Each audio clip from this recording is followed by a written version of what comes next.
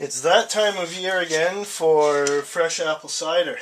I missed the last press at the local orchard. Actually, there's one orchard out in the East End that's doing another press, I think, today, but I didn't want to go all the way out there. Fortunately, President's Choice has fresh pressed apple cider this time of year. It's only available for about a month or 6 weeks or so this time of year in the fall. Make sure when you're buying apple cider or apple juice to ferment, you can just use regular canned apple juice. Make sure that the only ingredients are apples, or citric acid is okay if there's citric acid in it, or one of the acids like ascorbic acid, they may put in that sometimes. But things like sorbates and sulfites, if it's in there, can't use it because that inhibits fermentation. So you can see what I have here is a 3-liter jug, a 2-liter jug. The 2-liter jug I've inoculated already. This year you can just use regular brewer's yeast. This is a lager yeast. I chose lager yeast this year because my basement's pretty cold right now. Lager yeast ferments better in colder conditions. That's where the term lager kind of comes from, German word.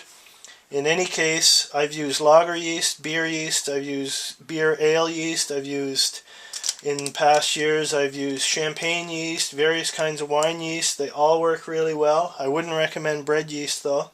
It'll work, but it'll taste a little bit nasty. In a pinch maybe, if that's all you can get. This 11.5 gram package is good for about 20 liters, so you can just sprinkle a little bit in your various containers. Away you go. This one was inoculated a few days ago. I'm going to inoculate these ones from this one just by pouring some over. Now you can see I've already opened these ones, these 3 here, and I've taken a bit of juice out and just basically filled up this cup with some juice out of these various containers. The reason I'm doing that is that well, I need room to pour some of this over, but you also need a little bit of extra headspace. Fermentation will cause foam on the top here. You can see there's a bunch of crud around here because it foamed up. Apple juice, when it ferments, does not foam nearly as much as most beers do, so you don't need as much headspace, but you do need a little bit. So even when you're just inoculating with yeast directly, you want to pour out just a little wee bit of juice. In this case, I'm inoculating these ones from the one that's already fermenting, so there's lots of live active yeast in here, and really you just want maybe a 1/4 cup of that approximately. That's going to be plenty. Then you put the lid back on, you screw it tightly, and then just back it off a hair, and that's good enough. I'll put it over here with the other ones. You can see I've got 2 over here that I've already inoculated before I started this video.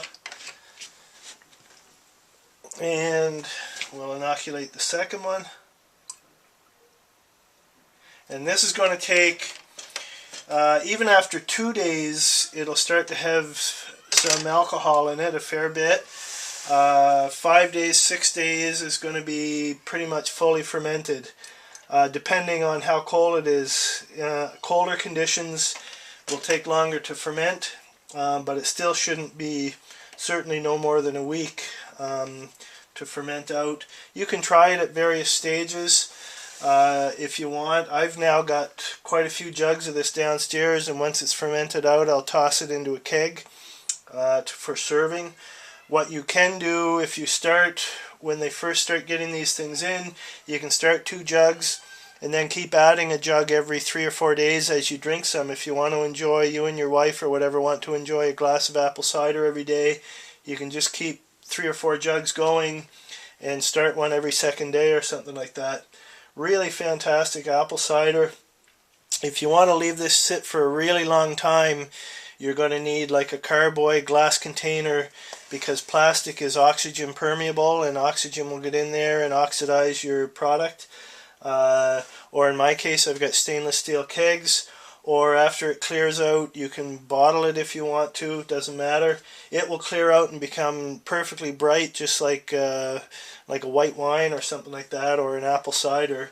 over time, but it's fantastic to drink even young. After a week of fermentation, when it's at its full alcohol level, it is absolutely fantastic to drink even though it's still cloudy. Or if you're patient, just wait for it to clear out. Oh, one final thing, when you're buying these ones from President's Choice, they have one identical to this that says mulled on it. It's got spices added to it, like cinnamon and cloves and that sort of thing. Does not make a very good hard cider, and in fact for my taste buds the spices they add are kind of nasty anyway. It's way too overpowering and it's too much clove and not enough cinnamon for my taste buds. It's not a good thing to ferment, so make sure you're getting the stuff that's not mulled. It's just the fresh pressed sweet apple cider. It's going to make a fantastic product for you. Highly recommend giving it a try. Just don't check the Westboro store today because I already cleaned it out of all the cider.